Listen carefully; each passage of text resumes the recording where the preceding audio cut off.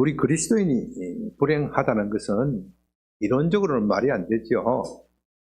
우리는 예수를 믿어 구원을 받은 사람이 아닙니까?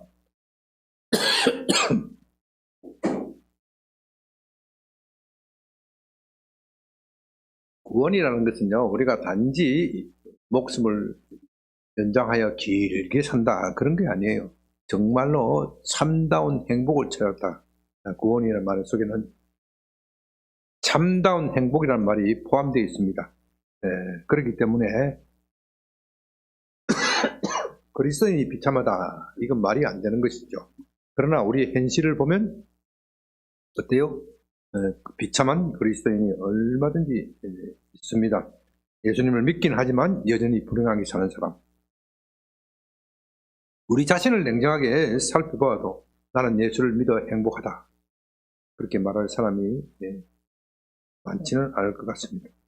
그렇다고 해서 그 사람이 구원받지 않았다, 그렇게 말할 수는 없습니다. 분명히 그는 예수님을 구주로 고백하고 있습니다. 그분의 구원받았음을 의심할 여지가 별로 없습니다. 그렇지만 여전히 삶에 찌들고 비참하게 살아가고 있는 것, 그것이 우리의 현실입니다. 이것을 어떻게 설명할 수 있겠습니까? 좀 더 정확하게 말하면 우리는 예수를 믿어서 한때는 행복하지만 또 어떤 때는 어때요? 비참합니다. 우리 모두 그런 상태에 있는 것이 아닙니까? 그런데 여러분, 성경의 대부분은 바로 이런 문제에 답하기 위하여 쓰여졌다는 것을 아셔야 합니다. 성경은 우리가 예수님을 믿지만 아직도 행복을 누리지 못하고 있다, 지각에 인정합니다. 거기에 대해 어떤 과장을 하거나 회피하지 않습니다. 오히려 그것을 인정하면서 어떻게 하면 참된 행복을 얻을 수 있는지에 대하여 우리에게 말합니다. 그러므로 우리는 여기에 관한 성경의 말씀을 깊이 살펴야 합니다. 그래야 참다운 행복을 얻을 수 있습니다. 그래서 저는 앞으로 행복한 그리스도인은 주제로 10여 회에 걸쳐서 말씀드리려고 합니다. 마침 지난주에 전도주일이었고, 그래서 지난번 첫 번째 강의가 무엇이었죠? 행복으로의 초대. 오늘은 두 번째 강의로 행복한 가정에 대해서 말씀드리려고 합니다. 왜냐하면 5월은 가정의 달이기 때문에 5월이 지나기 전에 가정에 관한 말씀을 드려야겠죠. 우리의 가정은 행복해야 합니다. 무엇보다도 예수 믿는 가정은 행복해야 합니다. 그래야 주님이 영광 받을 수 있었습니다. 말씀을 전할 때 여러분의 가정이 회복되고 정말 주님의 은혜가 넘치기를 바랍니다. 우리의 가정이야말로 우리의 생명의 시작이고 또 행복의 원천입니다. 가정이 없는 사람은 마치 뿌리가 없는 나무와 같이 안정되지 않습니다. 마음이 흔들립니다. 불안합니다. 걱정거리가 있어도 함께 걱정할 사람이 없습니다. 힘들게 살 수밖에 없습니다. 요즘은 아이들이 빨라져서 중학생, 심지어 초등학생들도 사춘기를 겪는다. 우리 꼬맹이들도 뭐라 하면 나 요즘 사춘기인데요, 그러더라고요. 제가 학교 다닐 때는 주로 고등학교 때 겪었습니다. 사춘기가 오면 아이들은 부모를 떠나서 독자적으로 생각하기 시작합니다. 사는 것이 무엇인지, 인생이 무엇인 의미가 있는지, 내가 왜 사는지, 이런 것을 고민하지요. 그런데 바로 이때가 뭐가 겹쳐요? 대학 입시와 겹치게 됩니다. 그러니 부모로서는 걱정이 이만저만이 아닙니다. 아이들이 쓸데없는 일로 고민하다가 중요한 시기를 놓치지 않을까, 원하는 대학에, 좋은 대학에 가지 못할까, 그런 것을 걱정하는 것이지요. 그런데 사실은 그것은 쓸데없는 걱정은 아닙니다. 그런 고민이 없는 사람이 문제지요. 그 사람들은 자기의 정체성을 찾지 못하여 방황할 수도 있습니다. 나중에 가서 그런 고민을 하다가 정말 인생에 있어서 뿌리가 없는 사람처럼 살아갈 수 있습니다. 그러나 그 문제는 고민의 시기가 뭐라고요? 대학 입시와 겹치는 것이 문제입니다. 그런 고민은 누르면 누를수록 더욱 세게 반발하는 법입니다. 그러다가 참지 못하여 학교를 뛰쳐나가 방황하기도 합니다. 그런데 어떤 선생님이 이런 말씀을 하십니다. 여러분들이 그런 고민을 하는 것 충분히 이해한다. 나도 그런 시기가 있었다. 그러나 지금은 중요한 시기다. 이 시기를 놓치면 평생 후회할 수도 있다. 뭐 이까지는 다 듣는 이야기입니다. 여기가 지금부터가 중요합니다. 무엇 때문에 공부하는지 모르겠다면 여러분의 부모를 위하여 열심히 하라. 여러분을 위하여 지금까지 그 고생하신 그 손발이 다 닳도록 고생하신 그 부모님을 기쁘게 하기 위해서라도 공부하라. 그 선생님의 말씀은 우리의 고민에 대하여 충분한 답은 아니었습니다. 그러나 적어도 입시를 앞둔 학생들에게 공부해야 할 한 가지 이유라도 찾아준 것입니다. 우리 모두 그 말에 공감하였고 그 말에 공감한 친구들은 열심히 공부할 수 있었습니다. 그래서 가정이 중요한 겁니다. 내가 왜 살아야 하는지 살면서 의문이 들 수 있습니다. 마음이 흔들릴 수 있습니다. 그럴 때 한 가지 이유라도 제공해 주는 것이 가정입니다. 나는 내 부모, 내 가정 때문이라도 열심히 살아야 합니다. 내 자식 때문이라도 열심히 살아야 합니다. 그래서 가정은 모든 행복의 시작입니다. 가정이 불행하면 우리의 삶의 전체가 흔들리게 되어 있습니다. 그런데 막상 가정에 대한 설교를 본격적으로 하려고 하니 참 마음에 많이 걸립니다. 왜냐하면 오늘 우리의 가정이 너무도 무너지고 있기 때문입니다.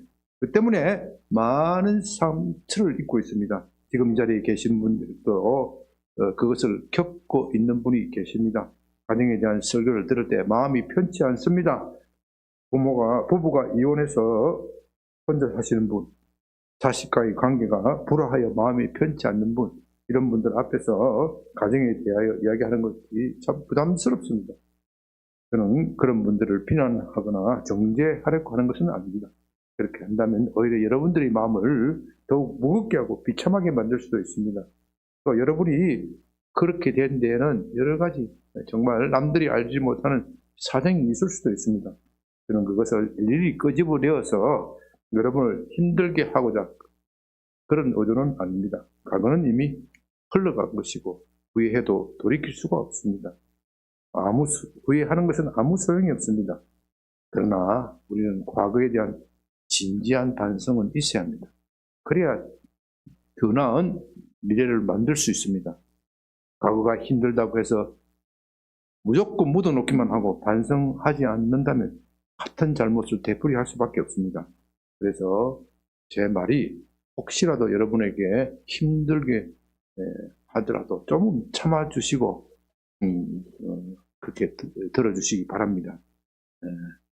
가정이 회복되고 행복의 원천이 되기 위해서는 그 아픔을 참고 견뎌내야 합니다. 그렇게 할 때 우리 주님께서 여러분의 마음을 만지시고 위로하시고 치료하실 것입니다. 이제 그런 마음으로 오늘의 마음을 잘 들어주시기 바랍니다. 아멘. 오늘날 우리의 가정이 심히 흔들리고 있습니다. 2024년을 기준으로 22만 2천상, 1년에 22만 2천상이 결혼했고 9만 1천상이 이혼했다고 합니다. 이 시기는, 이 말은요, 같은 해에 결혼한 사람이 그렇게 이혼했다, 그런 뜻은 아니고요. 혼인신고 대비 이혼율을 평면적으로 비교한 수치입니다. 어쨌든 40% 이상이라는 것은 대단한 수치입니다. 결혼이라는 것은 일평생 한 번, 두 번 할까 말까 한 그런 것이 아닙니까? 그건 정말 대단한 수치입니다. 더욱 심각한 문제는 황혼이혼이라는 것이 늘고 있다는 겁니다. 황혼이혼은 60세 이상의 이혼을 말하는데요. 2000년에는 전체 이혼의 3% 수준이었는데 최근에는 25% 수준까지 증가했다고 합니다. 좀 더 정확하게 말하면요, 결혼 30년 살다가 이혼하는 사람이 16.6%라고 합니다. 그러니까 결혼의 초기보다도 후기가 더 위험한 세대가 되었습니다. 남성들은 잘 들으셔야 돼요. 안 떨리려 나가면 조심해야 돼요. 그러다 보니 혼자서 사는 1인 가정의 수가 늘고 있습니다. 지난 2024년에는 전국 1인 가정의 수가, 가구의 수가 804만 5천 명입니다. 전체 가구의 36.1%, 제일 많습니다. 그 후 뭐 2인 가정, 3인 가정, 5인 가정 이렇게 있을 수 있는데 1인 가정이 804만 5천 가구. 사람이 살다가 보면 혼자서 살 수가 있습니다. 요즘은 또 세태가 그러니까 그 혼자서 사는 그것 자체가 잘못되었다, 그렇게 말할 수는 없습니다. 저는 아버님이 약 10년 전에 돌아가셨고 구순이 된 어머님께서 혼자 살고 계십니다. 혼자 사는 분들이 가장 힘든 것은 외로움이라고 합니다. 저희 경우 형님이 근처에 계시고 자주 돌아보시지만 저는 그렇게 하지 못해서 늘 죄송스럽습니다. 이번 달에 모처럼 시간을 내어 우리 가족 모두가 어머님을 찾아뵙고 잠도 함께 자고 좀 재롱도 떨고 또 점심도 사드렸더니 얼마나 좋아하는지 모릅니다. 여러분들도 혹시 혼자 사는 분이 계신다면, 주위에 혼자 사는 분이 계신다면 좀 자주 연락하고 찾아뵙기를 그렇게 부탁드립니다. 가정이 무너지면 여러 가지로 고통을 겪지요. 이 부부의 이혼은 더욱 그렇습니다. 심각한 문제를 남깁니다. 이혼할 때 쿨하게 도장을 찍는 사람이 어디 있습니까? 물론 그런 사람이 없지는 않겠지만 대개는 그렇지 않습니다. 거기에는 많은 고통과 상처가 따릅니다. 이혼 결정하기까지 얼마나 많은 서로 싸우고 시비하고 상처를 주고받습니까? 이 배우자의 부정은 더욱 그렇습니다. 그것은 상대 배우자에게 배신감과 모욕감, 깊은 상처를 남깁니다. 어떤 분은 그 배신감 때문에 일평생 남자나 여자를 미워하는 사람도 있습니다. 문제는 그들 사이에 태어난 자식입니다. 어른들이 어떻게든 견뎌내겠지만 가장 상처를 받는 것이 자녀입니다. 자녀가 성장하였다면 큰 문제가 되지 않겠지요. 그러나 자녀가 어리면 어릴수록 그 상처는 깊어집니다. 부모로부터 버림받았다는 배신감에서 일평생 사랑에 굶주린 채 살아갈 수 있습니다. 자칫하면 사회생활 부적응자가 될 수도 있습니다. 그래서 제가 웬만하면 이혼하지 말고 참으라고 말합니다. 목회를 하다 보면 가정 문제로 상담 오시는 분들이 들어 있습니다. 설령 배우자가 부정한 짓을 했다 하더라도, 바람 피웠다 하더라도 잘못을 빌면 용서해주고 웬만하면 그냥 잘라, 그렇게 말합니다. 그러면 그분들이 어떻게 대답하겠어요? 내가 웬만하면 찾아왔겠습니까? 웬만하지 않기 때문에 찾아온 것이 아닙니까? 실제로 그럴 수도 있습니다. 웬만하지 않기 때문에 목사를 찾아와서 상담하는 것이죠. 그런 경우는 저도 참 대답하기가 난감합니다. 이런 문제는 어떻게 풀어야 할지에 대해서는 차차 말씀드리고, 우선은 좀 쉬운 문제부터 말씀드리려고 합니다. 이혼의 원인은 여러분이 생각하는 것보다도 단순합니다.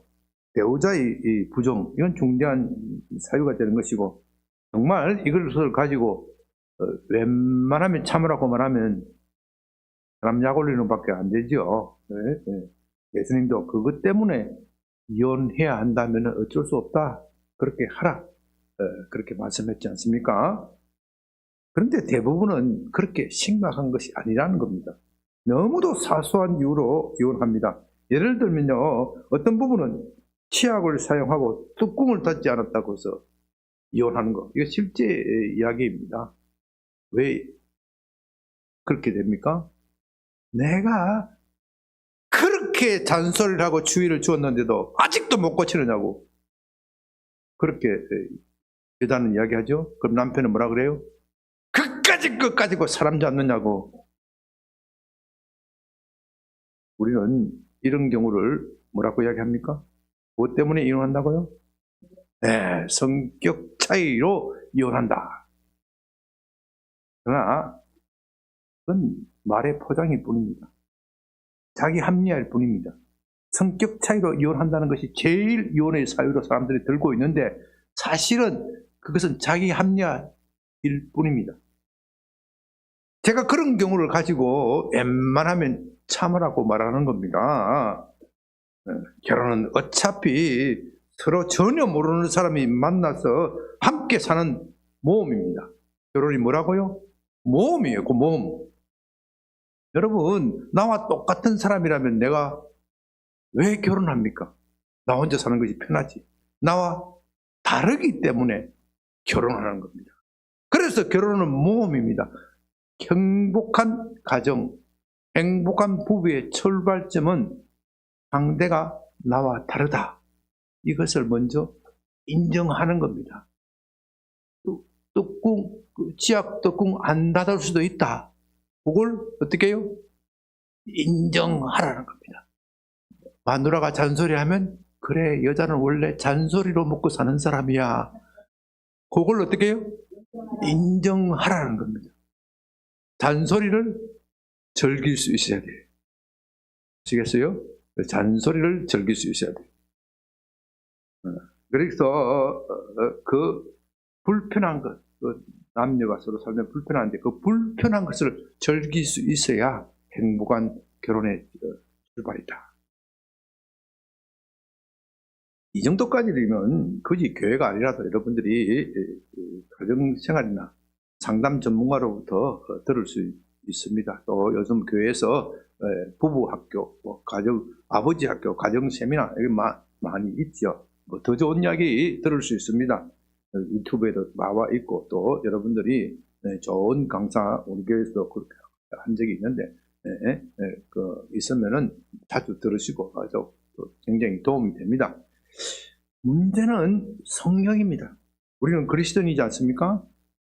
부부 세미나 이런 것에서 무엇을 말하느냐 이것이 중요한 것이 아니라 성경이 무엇을 말하느냐 우리는 여기에 먼저 초점을 두어야 합니다.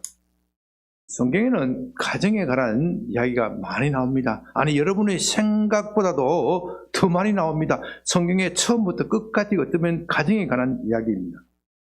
가정을 배경으로 한 사건들을 가지고 얼마나 많이 이야기하고 있습니까? 그것은 그만큼 가정이 중요하다는 뜻입니다. 오늘 그 중에서도 대표적인 것은 에베소서 5장 6장의 말씀인데요.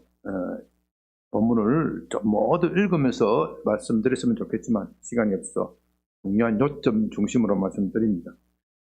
먼저 5장 22절 23절에서는 부부간의 33절까지는 부부관계를 다루고 있습니다. 최초의 가정은 아담과 하와가 있고 그런 점에서 부부야말로 가정의 어떤 기초입니다. 가정의 어떤 기초가 뭐라고요? 부자관계가 아니라 부부관계입니다. 먼저 아내에게 교회가 그리스도에게 복종하듯 아내는 남편에게 복종하라고 말합니다. 교회의 머리는 누구라고요? 예수 그리스도입니다. 모든 교회는 그리스도에게 복종해야 합니다. 여러분 어느 정도로 복종해야 합니까? 어느 정도요? 답이 하다가 왜 기어가는 목소리 나와요? 어디까지? 죽기까지 복종해야 합니다. 아내는 남편을 자기의 머리로 알고 그렇게 하라는 겁니다. 여자의 입장에서 보면 이건 해도 너무 많다는 생각이 듭니다. 2000년 전에 한 말씀을 오늘 왜 반복하느냐? 도대체 지금 우리가 어느 시대에 사는데 목사님 그런 이야기를 하느냐고요. 그렇게 반발할 수도 있을 겁니다. 그러나 끝까지 들어야 합니다. 사도는 남편에 대해 이렇게 말합니다. 너희는 아내를 사랑하되 그리스도께서 교회를 사랑하듯 그렇게 하라. 그리스도께서 교회를 너무나도 사랑하셨기 때문에 자기의 몸을 내어주어 십자가에 내어주었지 않느냐. 그렇게 사랑하라. 여러분 어느 것이 어렵습니까? 교회가 그리스도를 사랑하는 것이 어렵습니까? 그리스도께서 교회를 사랑하는 것이 어렵습니까? 어느 것이 더 중요하고 어렵습니까? 어느 것이 어려워요? 그리스도께서 하시는 것이 훨씬 어렵고 힘든 겁니다. 그렇기 때문에 사도의 이 말은 남편의 의무가 더 중하다. 그런 겁니다. 그런데 사도가 말하려고 하는 본질은 누구의 책임이 더 중하고 누구의 의무가 더 크다, 이걸 말하려고 하는 것이 아니에요. 부부는 서로 무한의 책임을 가지고 있다. 교회는 그리스도를 향하여 무한의 책임을 가지고 있다. 그리스도 또한 교회에 대하여 무한의 책임을 가지고 있다. 무슨 말이냐? 교회는 그리스도를 무한정 사랑해야 한다.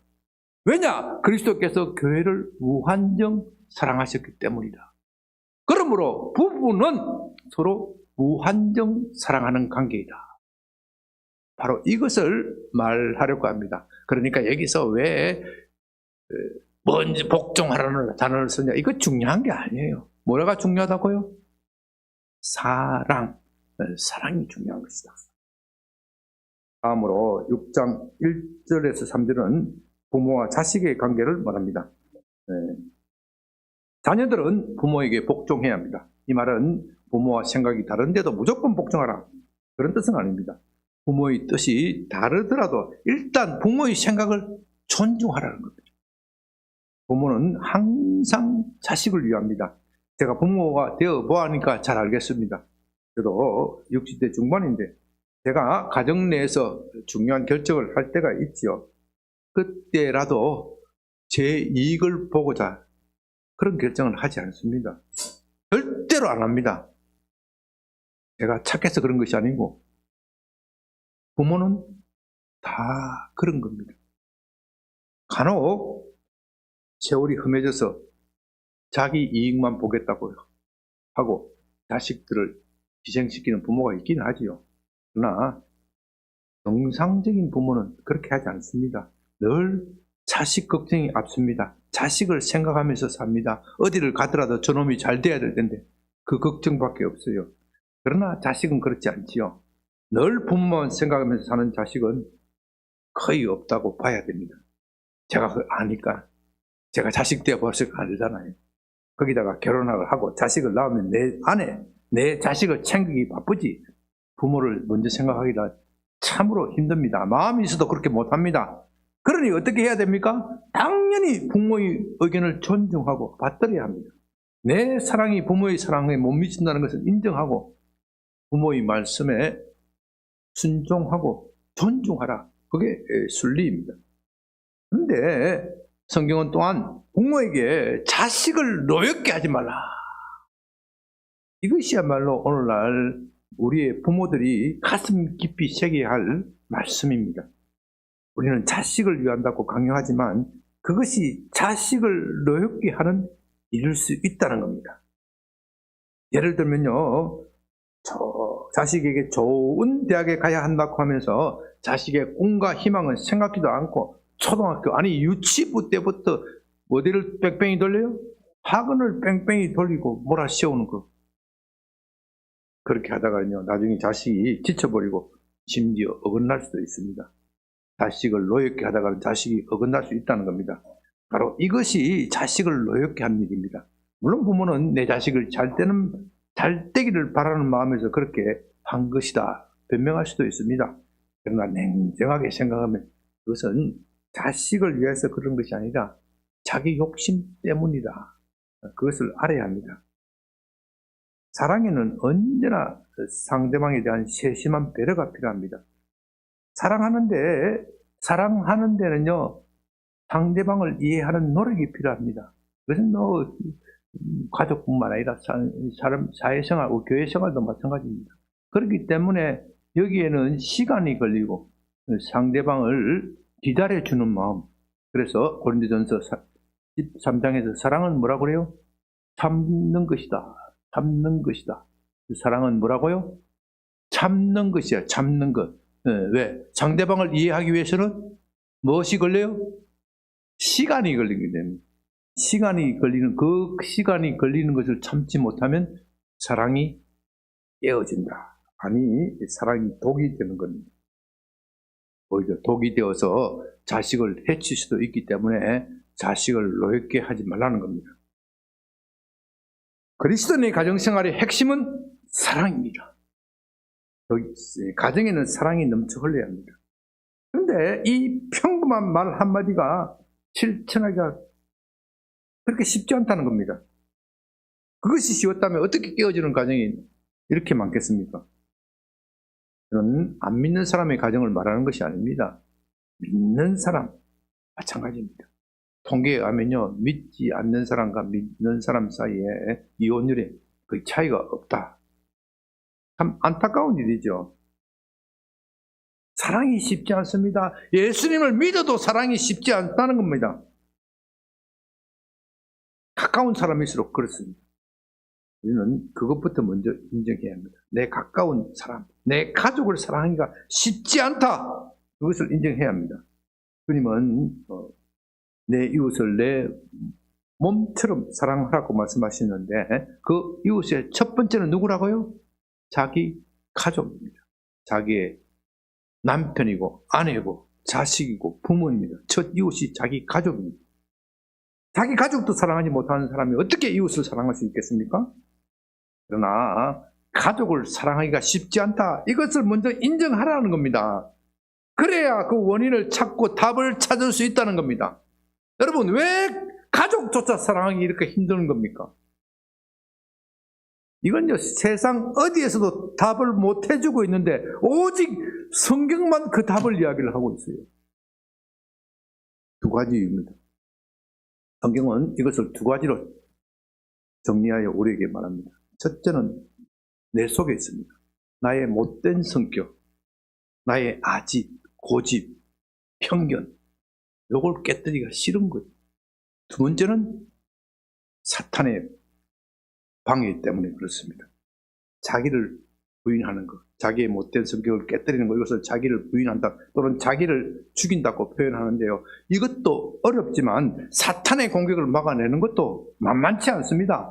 그래서 우리의 가정은 늘 이렇게 이중의 공격 아래 놓여 있습니다. 제가 영적 전쟁을 설명하면서 이중의 견고한 진에 대하여 말씀드렸죠. 우리의 가정이 바로 이 이중의 견고한 진, 그 공격 아래에 놓여 있다는 겁니다. 우리 자신에 대한 문제는 나중에 또 설명할 시간이 있을 겁니다. 그건 뭐 또 여러 가지로 가정 세미나에서 자주 설명하기 때문에.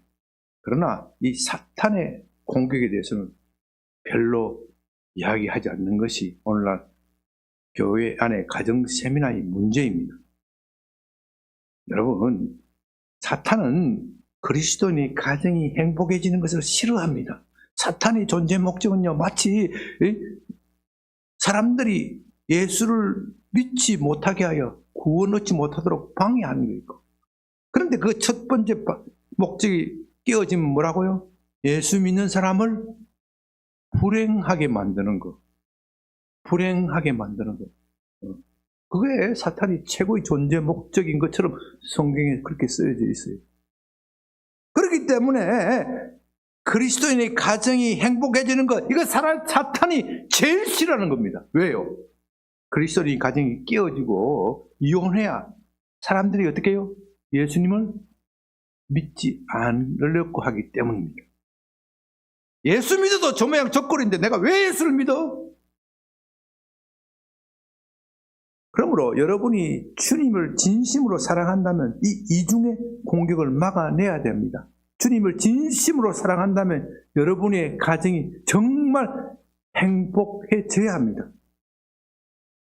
그런 점에서 우리의 가정생활은 주님이 우리에게 주신 소명의 첫 자리입니다.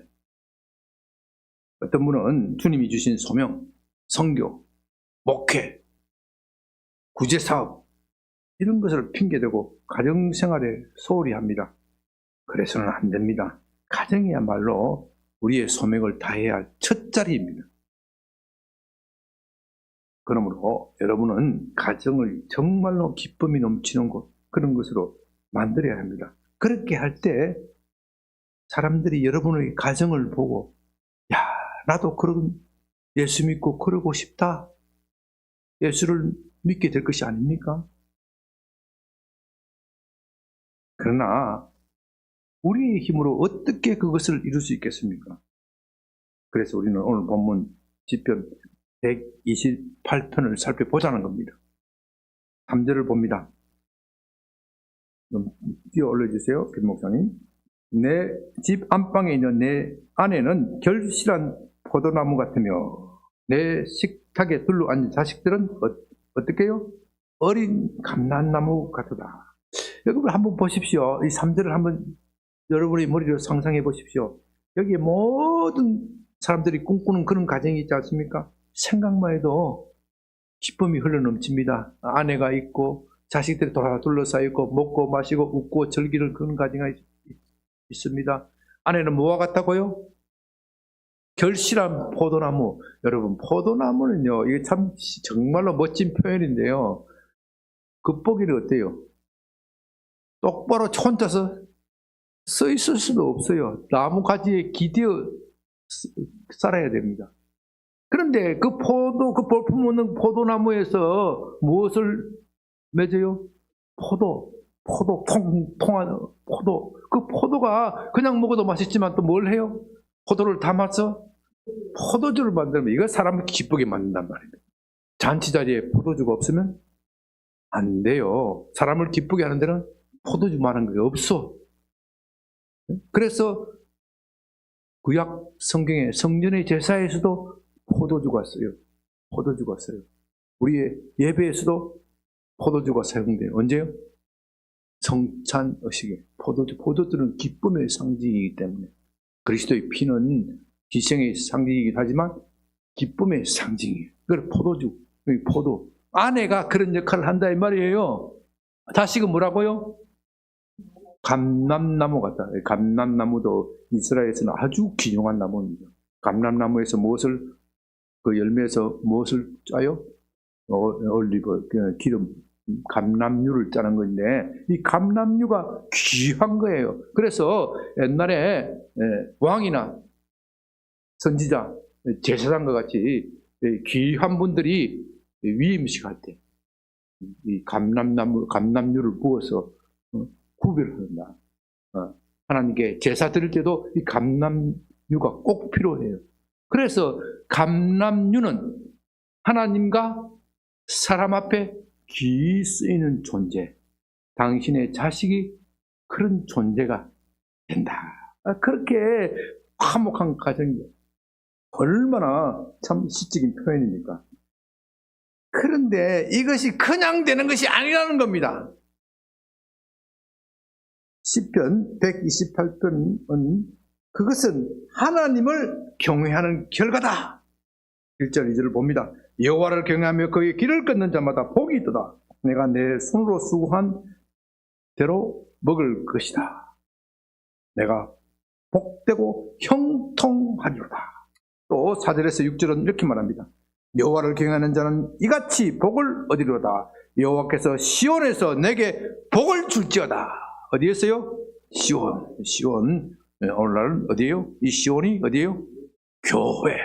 그래서 다음 주에는 행복한 교회에서, 행복한 교회. 시온에서 내게 복을 주었다. 너는 평생에 예루살렘의 번영을 보며 내 자식의 자식을 볼지어다. 이스라엘에게 평강이 있을지어다. 하나님을 믿는 그에게 가정의 행복이 있을지어다.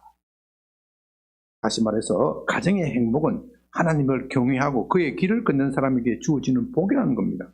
그러므로 가정생활의 행복을 원한다면 먼저 하나님을 섬겨야 합니다. 하나님이 우리의 가정에 함께 계셔야 합니다. 이것이 왜 그렇게 중요합니까?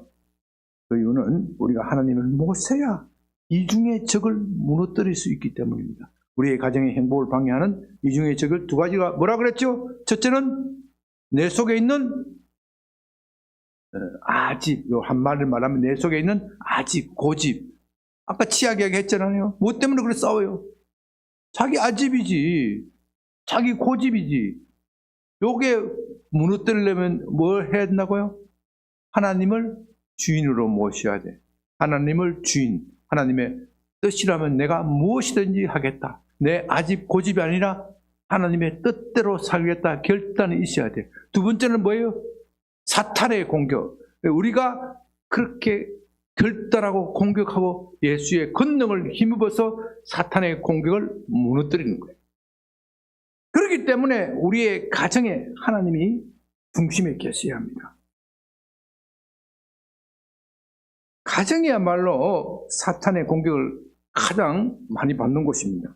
가정이 비참해져야 우리를 불행한 그리스도로 만들기 때문에 사탄이 그렇게 공격을 집중합니다. 우리가 그것을 깨뜨릴 수 있는 유일한 방법은 하나님을 경외하는 것입니다. 하나님의 길을 걷는 것입니다. 그것도 한 번만 그렇게 하는 것이 아니라 어떻게 해요? 늘 그렇게 하는 겁니다. 이것을 신약적 차원으로 말한다면 성령의 충만, 말씀과 성령의 충만입니다. 하나님을 경외하고 그의 길을 걷는 것은요, 우리의 힘으로 하는 것이 아니에요. 그건 처음부터 아예 불가능합니다. 우리가 성령으로 충만해질 때만이 가능한 일입니다. 그러므로 그리스도인의 가정의 행복은 무엇과 연결되어 있어요? 성령의 충만과 연결되어 있습니다. 물론 믿지 않는 사람도 얼마든지 우리는 가정을 행복하게 만들 수 있다. 우리 세미나에 들어와 봐라. 그렇게 말하지 않습니까? 그게 꼭 과장된 것만은 아닙니다. 그러나 여러분 이것을 아셔야 합니다. 하나님을 모시지 않고 행복을 이루는 것, 신기루를 잡는 것 같습니다. 행복한 것 같지만 그것이 오래 가지 못합니다. 결국은 바벨탑을 쌓고 하나님과 대적하는 것이 됩니다.